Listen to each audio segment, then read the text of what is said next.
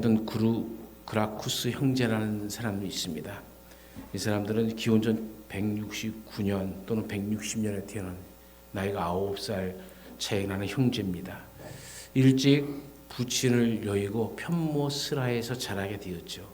하루는 이 집에 서너 명의 귀족 부인들이 놀러 와서 차를 마시면서 이 그라쿠스 형제의 어머니 코르넬리아 부인 앞에서 자기가 가진 또 자기 남편이 해준 보석들을 자랑합니다. 이 목걸이는 다이아인데 어떠냐? 이 사파이어 반지는 어떤가? 이 금팔찌는 남편이 전쟁 중 승리의 기념으로 해준 것이다 하면서 온갖 보석들을 가지고 자랑을 합니다. 그런데 이 코르넬리아 부인은 그녀들이 자랑하는 것을 잠자코 듣기만 합니다.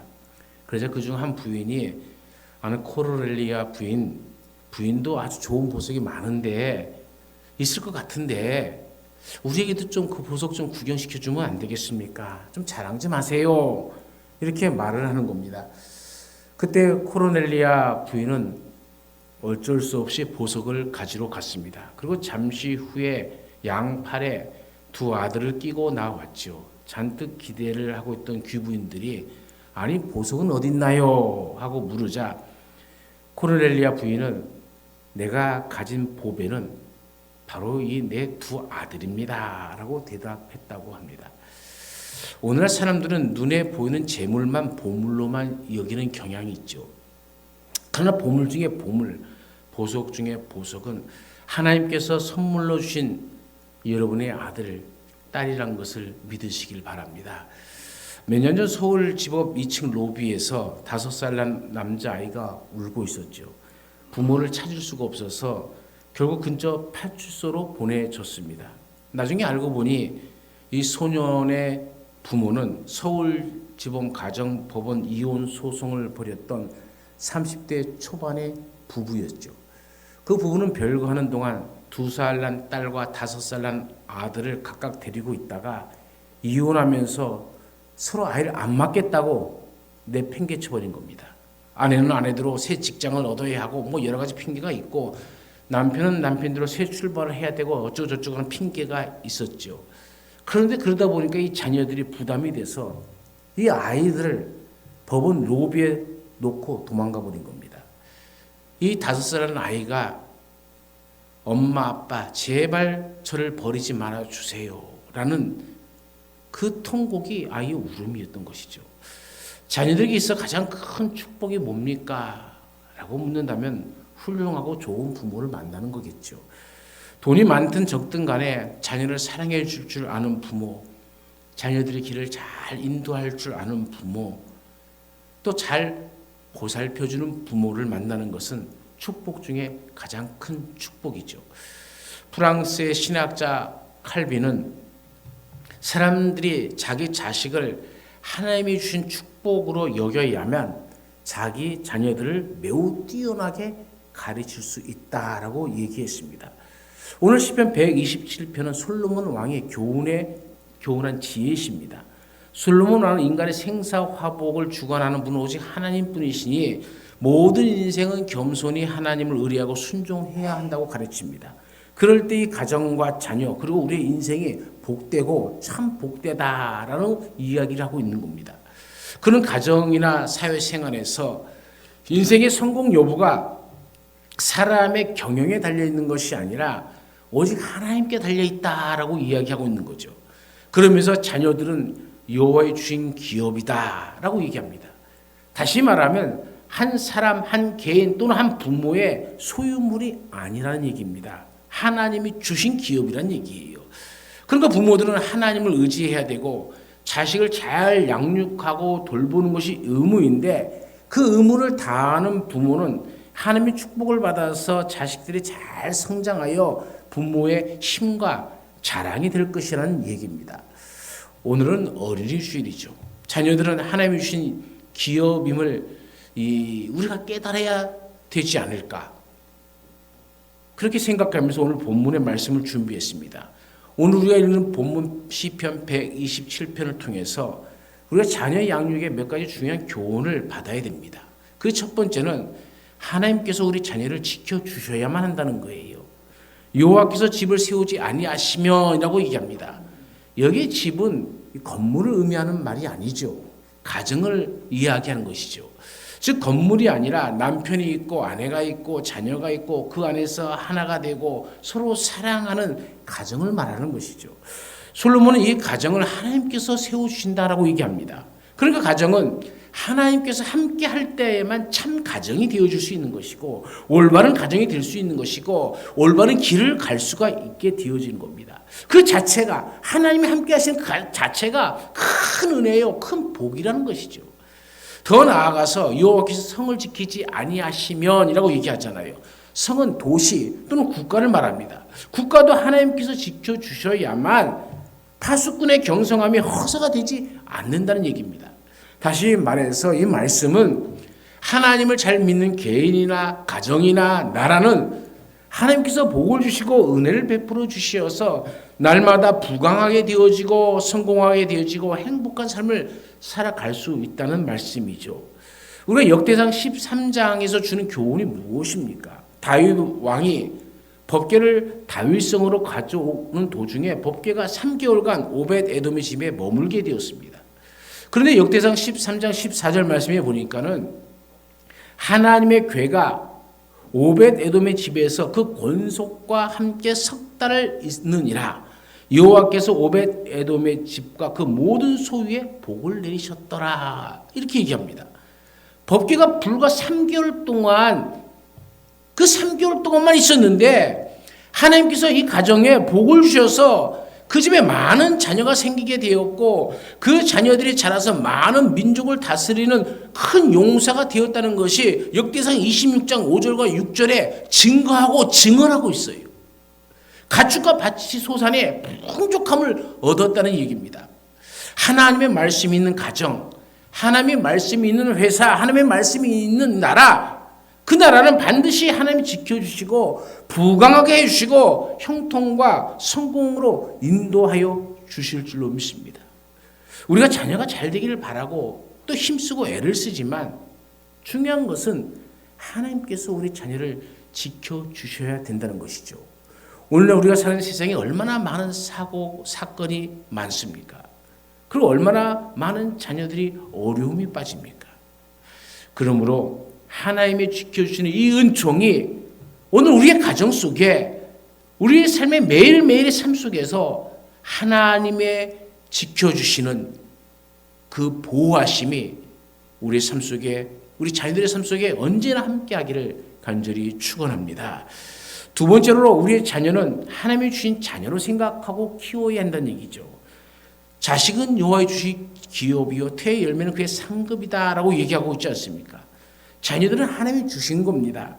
자녀를 우리 가정에 보내주신 것은 하나님의 특별한 뜻이 있는 겁니다. 즉 부모는 하나님이 자녀에게 주신 하나님의 뜻을 알고 또 발견해야 되고 그들의 재능과 개성을 마음껏 펼칠 수 있도록 인도해야 됩니다.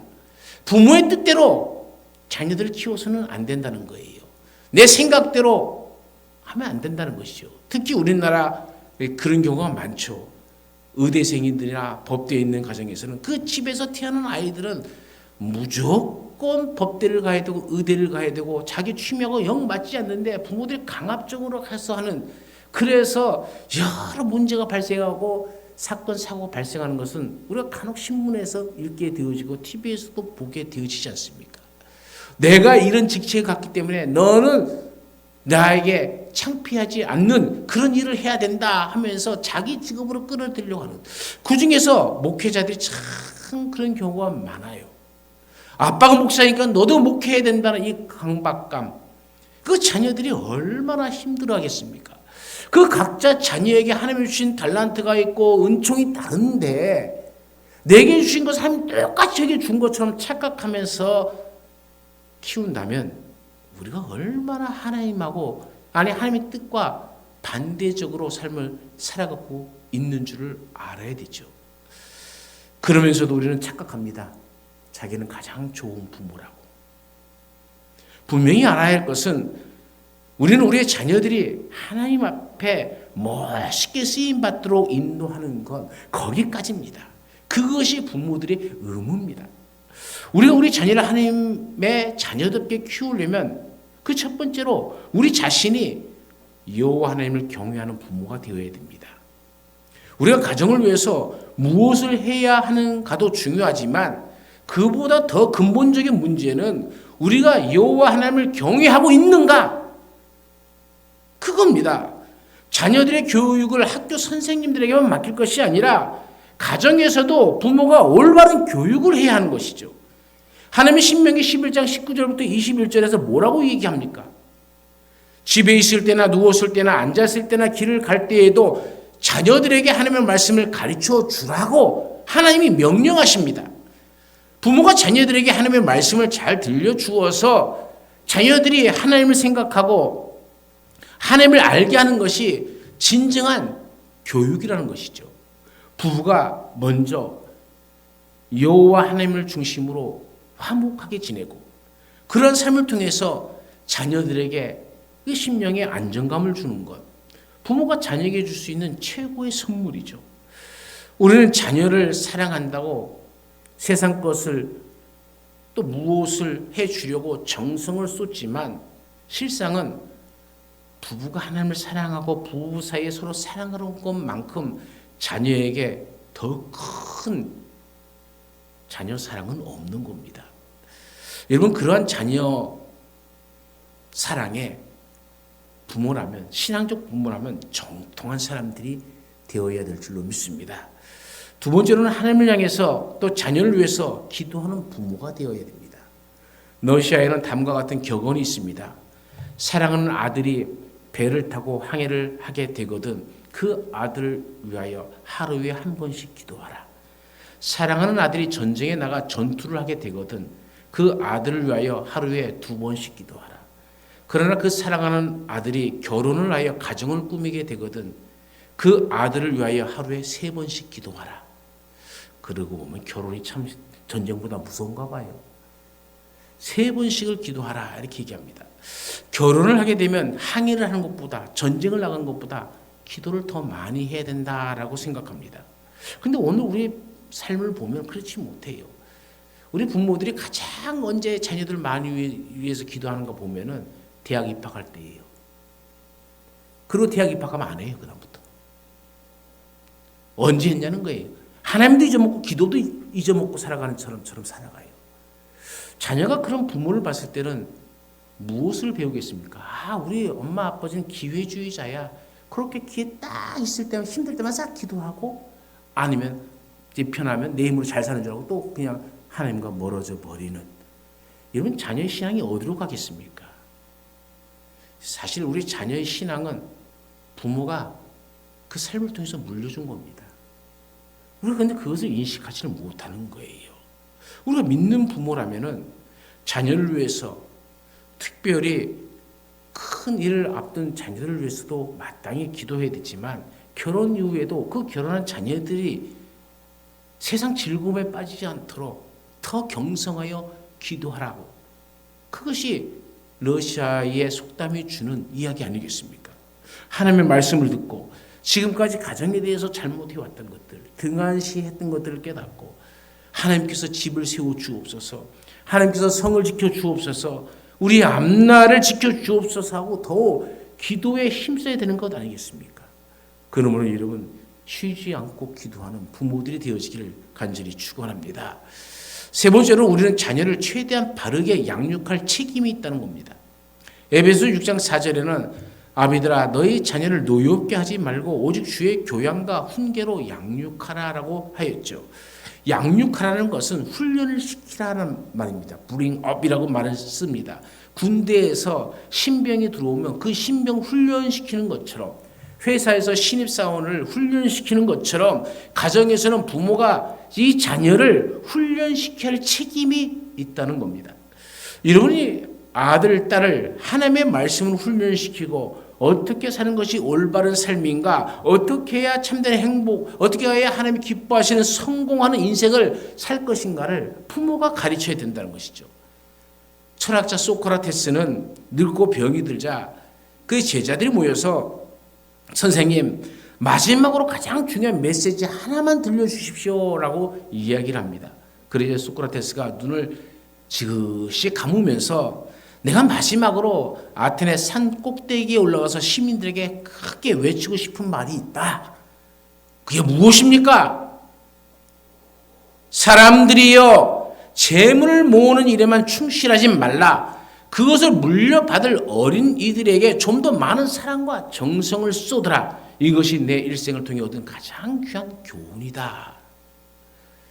소크라테스는 재물을 모으는 것보다 더 중요한 것은 그 재물을 물려받을 자녀들을 훈련시키고 교육시키는 것이라고 이야기합니다. 오늘 본문 4절에 뭐라고 얘기합니까? 젊은 자의 자식은 장사의 수중에 화살 같다고 얘기하지 않습니까? 화살은 어때요? 여러분, 제가 활을 잡고 화살을 넣어서 쫙 하고 팍 쏘면 이 화살이 어디로 갈까요? 어디로 가겠습니까? 내가 이쪽으로 쐈는데 화살이 돌아서 이쪽으로 갈까요? 안 갑니다. 화살은 쏜 대로 나아갑니다. 그러니까 자식이 장사의 수중에 화살 같다는 말은 부모가 한 대로 자녀들은 그대로 따라간다는 거예요. 배운 대로 가는 겁니다. 그러니까 지혜롭게 자녀를 잘 양육하는 것이 얼마나 중요합니까? 오늘 본문이 단순히 자식은 장사의 수중에 화살 같다 하지 않고 젊은 자의 자식은 이렇게 얘기하잖아요. 젊은 자의 자식은. 여러분, 젊은 자의 자식이 무엇을 뜻합니까? 젊어서 낳은 자식. 여러분, 자식을 기르려면 시간도 필요하고 돈도 필요하고 희생도 필요합니다. 자녀를 기른다는 것은 결코 쉽지가 않습니다. 특히 젊어서 낳은 자식들. 저도 가만히 뒤돌아보니까는요, 지금 자식 낳으면 잘 키울 것 같아. 지금 키우면은, 그래서 자녀들은요, 할아버지, 할머니 밑에서 크면은, 이 가슴이 따뜻한 아이일 것 같아요. 근데 요즘 젊은 사람들이 그렇습니까? 젊은 자의 자식, 여러분 깊이 생각해 볼 문제입니다. 젊었을 때는요, 돈 버는 문제, 또 수고하고 애쓰는 문제, 돈 버는 것 때문에 피곤해요. 그래서 부부가 자꾸 싸워요. 그럼 자녀들이 뭘 배웁니까? 그거 배우는 거예요. 그대로 배우는 거예요.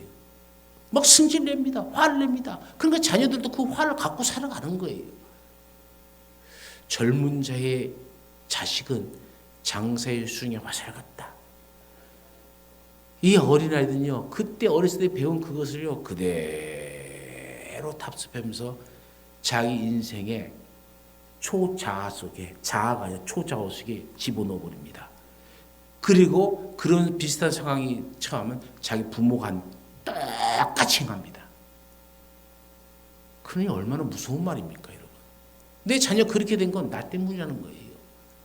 저는 말씀을 준비하면서 참 많이 가슴 아팠어요. 야, 이 말씀을 진작 좀 더 깊이 깨달았다면 우리 자녀들을 훨씬 더 잘 양육할 수 있었을 텐데라는 그런 후회도 하고 회개도 하고 또 아쉬움도 갖고 말씀을 준비했습니다. 그런 거더라고요.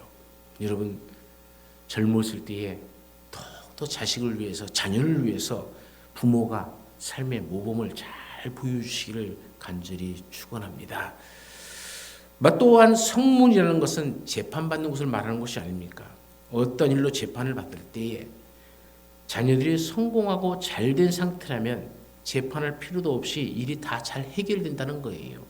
여러분, 여러분의 아들, 딸들이 대통령이 되거나 장관이 되거나 하면 사회적으로 존경받는 인물이 된다면 이 자녀들을 잘 길렀다는 것만으로도 그 부모는 인정을 받습니다. 혹 어떤 일에 휩쓸려 있을 때도 그 자녀가 누군데, 그 자녀가 아무개래, 그 사람 그렇게 훌륭한 사람이 부모라면은 우리 사람에게 당연히 그런 일을 하지 않았을 거다, 이렇게 판단해 버린다는 거죠. 사실 우리 심리가 그렇지 않습니까? 저 사람 부모가 누군데, 아무개래, 아유 그러니 저런 자식이 낫지, 지 부모하고 똑같네, 이러잖아요. 또 저 사람 자식이 저 사람 부모가 누군데, 자식이 누군데라고 물을 때에 그것은 그 동일선상을 보는 거예요. 자식이 잘 되면 그 부모는 같이 올라가는 거예요. 그렇지 않습니까? 그러니 여러분, 자녀를 잘 키운다는 것이 얼마나 중요합니까? 그럼 어떻게 자녀를 바르게 양육할 수 있겠습니까? 그 첫 번째가 본을 보임으로 양육해야 됩니다. 자녀들은 하나님이 우리들에게 우리 가정에 보내신 하나님의 스파이다라는 말이 있어요. 부모가 하나님의 뜻대로 사는가를 자녀들이 다 지켜본다는 말이죠. 미국에서 목회하는 제 친구가 한 2년 전에 우리 교회에 들렸어요. 그러면서 얘기하는데 자기에게는 목회에 특별한 비법이 있대요. 그래서 뭐냐고 무슨 비법인데 그랬더니 자기는 주일날 되면은 이미 토요일날 아이들이 좋아하는 과자들을 목양실에 사놓는대요. 그리고 나가서 아이들이 오면 일로 와 그래갖고 5살 미만의 아이들을 불러서 자기 무릎에 앉혀놓고 과자를 주면서 그래 잘 지냈어? 엄마 아빠는 어땠어? 그러면 아이는요 엄마 아빠가 어저께 밤에 싸웠어요 뭐 했어요? 다 한대요. 그리고 그 가정의 모든 속사정을 다 한대. 그래서 그분들을 교육할 때도 제발 좀 자녀들하고 싸우지 마세요. 뭐 목사님 어떻게 하셨어요? 그러면 이 자녀들이 다 한다는 거예요. 저는 이 말이 참 의미 깊다 생각해요. 자녀는 우리들의 가정에 보내신 하나님의 스파이다. 이 말이 맞아요. 여러분의 자녀가 하나님 앞에 여러분을 구할 때 뭐라고 구할까요? 부모가 하나님의 뜻대로 사는가를 자녀들이 다 지켜보고 있는 겁니다. 스파이 짓 하는 거예요. 여러분 예를 들어서 귀찮은 전화가 왔는데 받기 싫으면서도 받습니다. 그러면 자녀들은 부모의 그런 모습을 보고 성실함과 진실함으로 남을 배려하는 자세를 배우게 되어지는 거예요. 그리고 부모님이 아는 사람과 다른 어떤 사람에 대해서 관련된 대화를 할 때에 자녀들이 보기에는 충분히 이쯤에서 험담을 해도 괜찮을 상황인데도 불구하고 부모님의 모습을 보니까 함부로 그 사람을 평가하지 않고 험담을 하지 않으려는 자세가 역력하게 나타나는 것을 봅니다. 그러면 자녀들은 그 모습을 보고 진정한 이웃 사랑을 배우게 되어져요. 그리고 그것은 자녀들의 품성이 되어집니다. 그렇게 평소에 생활을 하면서 가정 예배를 드린다면 자녀들이 잘못된 일이 있겠습니까? 매일매일 하나님의 말씀을 한 절씩 읽고 그 말씀이 이런 뜻이다. 그리고 우리 이렇게 살아가야 된다라고 자녀들에게 얘기해 준다면은 그 자녀들이 하나님 안에서 얼마나 잘 커 나가겠습니까? 얘야 이웃에게 거짓말하지 말고 험담하지 말아야 돼. 말하지 않아도 자녀들은 그냥 배우는 겁니다. 부모가 도둑질하면서 너는 도둑질하면 안 된다. 그러면 이 자녀는 나중에 커서 도둑질을 안 할까요? 똑같이 행합니다. 부모가 자기 부인을 남편이 아내를 때리는 광경을 보면서 자란 아이는 나는 절대로 저렇게 하면 안 돼 하면서도 결혼해서 나중에 그와 비슷한 상황이 되면 똑같이 행합니다. 참 무서운 겁니다. 몸에 배어버리는 겁니다. 누구를 통해서요? 부모의 말을 통해서가 아니라 부모의 삶을 통해서 자녀들은 그것을 습득해 버리는 겁니다. 부모가 삶의 모범을 보이며 살면은 그것은 가장 훌륭한 자녀 교육이 되어지는 겁니다. 그러므로 여러분 자신이 먼저 항상 하나님 앞에서나 사람 앞에서 본이 되어지는 지금 하나님이 보내신 스파이가 보고 있다 생각하시고 오늘 정말 진실되게 잘 사시기를 간절히 축원합니다. 두 번째는 자녀의 인격을 소중히 여김으로 양육해야 됩니다. 자녀를 교육할 때에 외적인 성취로 평가하지 말아야 돼요. 100점 맞으면 부모의 얼굴이 환해지고 80점 맞으면 얼굴이 찡그러지면서 이것밖에 못해 하는 식으로 본다면은 아이들은 부모가 자기를 사랑하지 않고 자기를 부모의 자랑거리, 이용 대상으로 삼는다고 오해를 합니다. 왜냐하면 자기의 인격과 존재는 무시해버리고 이 외적인 점수 갖고 평가한다고 생각하기 때문에 그런 거예요. 그러면 자녀들의 자존감은 낮아지고 자존감이 낮아지면 행복해질 수가 없는 겁니다. 사람이 세상을 살아가면서 언제나 성공하리라는 보장이 있습니까? 보장이 없잖아요. 그래서 성공하지 못했을 때에 자신을 용납하도록 만드는 것이, 그것이 내 모습이야, 그리고 그것이 나에게 하나님께서 주신 또 하나의 기회라, 이렇게 생각할 수 있게 만드는 것, 그것이 굉장히 중요한 것 아닙니까? 자녀가 만점 맞아오는 것은 물론 기분 좋은 일이지만 그것과 상관없이 자녀 자신이 부모에게 얼마나 중요한 존재인가를, 하나님이 그 자녀를 얼만큼 사랑한다는 점을 자녀들에게 확인시켜주는 것이 더 중요하다는 얘기입니다. 잘못해서 성적이 떨어져도 그대로 사랑하고 그대로 용납하고 그대로 받아들이고 그 자녀를 하나님이 내게 주신 사랑으로 받아들인다면, 기업으로 받아들인다면, 세상에서 자녀들이 어떤 실수를 하고 실패를 해도 세상 사람들이 비난할지라도 내 부모는, 나의 아버지는, 나의 어머니는, 내 가정에서만큼은 나를 얼마든지 용납해주고 받아줄 수 있다는 이 사실을 인식하고 산다면 왜 자녀들이 자살을 하겠습니까? 왜 자녀들이 헛된 망상 속에 살아갈 수 있겠습니까? 그런 부모의 인격적인 배려가 정말로 소중합니다. 자녀의 공부에 무관심하라는 것이 아닙니다. 자녀에 대한 통제를 내 마음대로 어떤 점수로 기준을 갖고 재지 말라는 얘기입니다. A 학점으로 자녀의 인격을 재는 부모가 되지 않기를 간절히 바랍니다. 세 번째로 환경을 극복하는 능력을 가질 수 있도록 양육해야 되죠. 자녀를 능력 있는 아이로 키워야 됩니다. 그러면 어떤 능력을 키워야 됩니까? 힘이 센 것이 능력입니까? 남을 넘어뜨리고 누르는 것이 능력일까요? 기독교의 능력은 그런 차원의 능력이 아닙니다. 기독교의 능력은 남을 누리는 능력이 아니라 어려운 환경을 극복할 수 있는 힘, 어떤 환경이 와도 그것을 이길 수 있는 힘, 그것이 바로 참된 능력이죠. 우리는 자녀들에게 그런 능력을 키워주도록 해야 되죠. 이웃집 아이가 때렸다고 막 달려가서 그 아이를 나무라는 부모들이 있죠. 그렇게 해서는 안 된다는 겁니다. 그런 문제는 아이들끼리 해결하도록 둬야 되는 거예요. 선생님한테 야단 맞았다고 막 달려가서 선생님한테 따지는 부모가 있지 않습니까? 선생님이 조금 모욕을 줄 수는 있어도 아이의 인생에게는 절대로 플러스가 되지 않습니다. 오히려 마이너스가 됩니다. 선생님을 우습게 아는 사람이 참된 인간이 되겠습니까? 그런 경우에도 자녀가 최대한 학교 내에서 자체적으로 해결할 수 있도록 해야 되는 것이죠.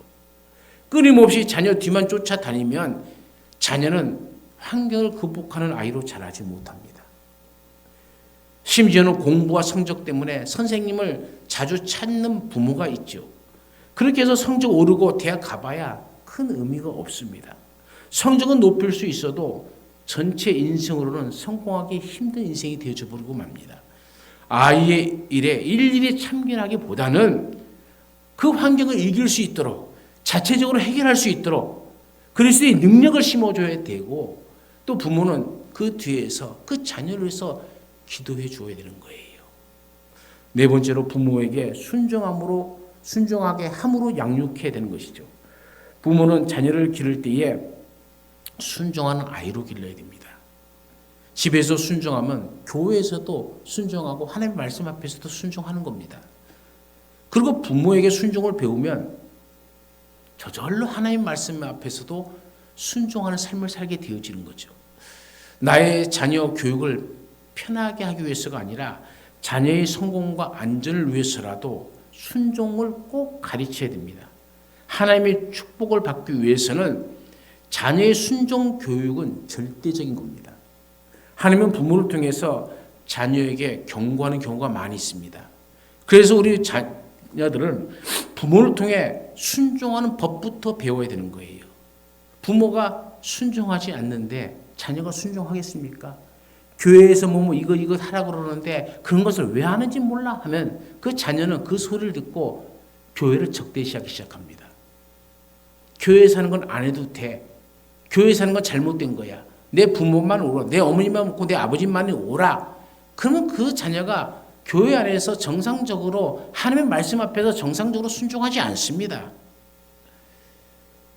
순종을 배워야 하는 또 하나의 중요한 이유가 우리가 어떤 어려운 일이 닥칠 때에 그 상황 속에서 가장 잘 대처하는 것이 순종하는 자질이기 때문에 그래요. 우리는 자녀들에게 그렇기 때문에 순종하는 것을 꼭 가르쳐야 됩니다. 그런 교육을 위해서는 먼저 부모가 순종하는 삶을 보여주어야 됩니다. 마지막 네 번째로는 하나님이 우리에게 주신 최대의 복은 자녀를 통해서 풍성하게 온다는 겁니다. 태의 열매는 그의 상급이로다라고 하죠. 우리는 하나님의 상급을 원합니다. 천국에서도 받는 상급이 있지만 이 땅에서도 받을 상급이 있죠. 그런데 이 땅에서는 받는 상급은 주로 어디를 통해서 주어집니까? 첫 번째, 자녀에게 아름다운 열매가 많은 것이 복이에요. 다시 말하면은 자녀들이 잘 됨으로써 부모가 받는 복이라는 겁니다. 시편 112편 1절과 2절에는 여호와를 경외하며 그 계명을 크게 즐거워하는 자는 복이 있도다. 그 후손이 땅에서 강성하며 정직자의 후대가 복이 있으리로다라고 얘기하잖아요. 자녀들이 잘 돼야 많은 사람 앞에 칭찬받고 존경받고 형통하게 되어집니다. 내가 잘 되는 것도 좋죠. 그러나 우리 자녀들이 잘 되면 부모는 더 목에 힘주고 다니는 것 아닙니까? 그런데 자녀가 잘못해 보십시오. 죄진 것 없어도 어디 가서 떳떳하게 말하지 못하고 자녀 이야기가 나오면은 오매기주고 하면서 한쪽 구석에 찌그러져 있을 수밖에 없잖아요. 이 자녀가 잘못돼서 부모의 수치가 되어지고 부모의 마음을 아프게 하고 걱정, 근심을 끼치는 경우가 얼마나 많이 있습니까? 잠언서 23장 24절에는 의인의 아비는 크게 즐거울 것이요 지혜로운 자식을 낳은 자는 그를 인하여 즐거울 것이니라 하잖아요. 의인의 아비, 이게 뭡니까? 자식이 잘된 부모를 얘기하는 것 아닙니까? 자녀가 하나님의 말씀 가운데 잘 성장해서 하나님의 말씀의 은총 가운데 잘 사는 그런 아버지는, 그런 부모는 크게 즐거울 것이고 지혜로운 자식을 낳은 자, 같은 의미입니다만은 그것 때문에 즐거움이 늘 그치지 않는 우리 노년이 복을 받는 것 아닙니까? 나이를 먹어가면서 자식들이 잘 되면 웃음꽃이 피지만 자식들이 잘못되면 슬픔과 탄식과 눈물뿐이지 않습니까? 그러므로 평소에 자녀들을 위해서 기도하고 올바른 인생을 살도록 잘 양육하고 훈련을 잘 시키시기를 간절히 축원합니다. 두 번째로는 순종하는 자녀가 많은 것이 최대의 복입니다. 그런 사람은 이 땅에서 수치를 당하는 일이 없게 될 것이라고 이미 말씀드렸습니다. 여러분, 받으려고만 하면 수치를 당하게끔 되어 있지 않습니까? 그러나 주려고 해보십시오. 결코 수치를 당하는 일이 없습니다. 그리고 하나님은 주는 자에게 큰 축복을 내려주십니다. 미국의 링컨 대통령은 가난하나 믿음의 유산을 남겨준 부모가 수많은 재물을 자식에게 물려준 부모보다 낫다라고 얘기했습니다. 재산을 많이 남겨준 부모보다도 올바른 신앙을 남겨준 부모가 훨씬 좋다는 얘기 아닙니까? 그리고 그는 또 말하기를 내가 성공했다면 그것은 오직 천사 같은 내 어머니 때문이었다라고 합니다. 어머니들이요, 아들, 딸을 책임지고 훌륭하게 양육하기를 주의 이름으로 축원합니다. 자식을 위해서 그러기 위해서는 기도하십시오. 새벽을 깨우며 기도하십시오. 모든 예배에 충실하십시오. 모든 헌신과 봉사에 앞장서십시오. 금식 필요하면 하십시오. 그리고 하나님의 말씀을 가지고 잘 양육하십시오. 여러분의 삶이 신앙적으로 충실하지 않으면 자녀들은 신앙에서 떠나버립니다. 부모가 100%를 해야 자녀는 겨우 50%, 60%를 따라합니다. 그런데 부모가 60% 못하면 자녀는 과연 몇 %를 가지고 하나님을 섬길 수 있을까요? 자녀들의 미래가 오늘 여러분의 삶에 부모의 신앙에 달려있다는 것을 명심해야 됩니다. 우리 스스로가 자녀를 망치는 길로 스스로 걷고 있다는 것을 자각해야 됩니다. 위기감을 느껴야 됩니다. 하나님께서 여러분에게 주신 자녀들을 하나님의 뜻대로, 하나님의 말씀대로 올바르게 양육하고 잘 교육시켜서 하나님 앞에서나 사람 앞에서나 한 시대 속에서나 한 사회 속에서 존경과 영광과 축복을 받게 되어지는 여러분과 여러분의 자녀들의 삶이 되어지기를 간절히 축원합니다. 언제나 우리 가운데 함께 하신 하나님, 자녀는 하나님이 주신 기업이라 말씀합니다. 그 기업은 잘 키워야 될 책임이 부모에게 있습니다. 그러므로 자녀에게 부모는 하나님 같은 존재입니다. 그러므로 부모는 하나님을 섬기되 하나님의 심령을 깨닫고 그 말씀을 따라 먼저 하나님 앞에 기도하고 하나님의 말씀을 따라 순종하며 그 말씀을 따라 실천하는 삶의 모범을 보여야 됩니다. 그러므로 그 자녀들이 그 부모의 모습을 보면서 오늘 나의 큰 성공은, 오늘 나의 큰 은혜의 복은 다 부모로부터, 그 신앙으로부터 내게 유전되어 온 것입니다는 고백을 들을 수 있다면 그 부모는 하나님 앞에서도 기쁨을 나눌 수 있는 부모요, 또 사회 삶 속에서도 그 삶이 존귀와 영광이 되어집니다. 오늘 우리의 삶이, 우리 기독교인들의 모든 자들의 삶이 이와 같이 되어지게 하옵소서.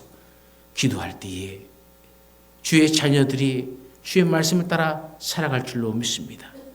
기도를 쉬는 가정을 위해서, 자녀를 위해서 기도하지 않는 부모는 어찌 부모라 말할 수 있겠습니까? 하나님의 뜻대로 키우는 것이 아니라 이 세상의 욕망대로 물질을 가지고 명예만을 중시하며 키우는 자녀가 어찌 하나님께 기쁨을 드릴 수 있겠습니까? 깊이 생각하고 깨닫고 말씀을 경청하며 그 말씀이 은혜를 따라 살아가는 우리 모두가 되어서 우리와 우리의 자녀들이 한 세대 속에 존경과 영광을 또 축복을 받는 그런 인생이 되게 하옵소서. 언제나 함께 하시는 예수님의 이름으로 기도드리옵나이다. 아멘.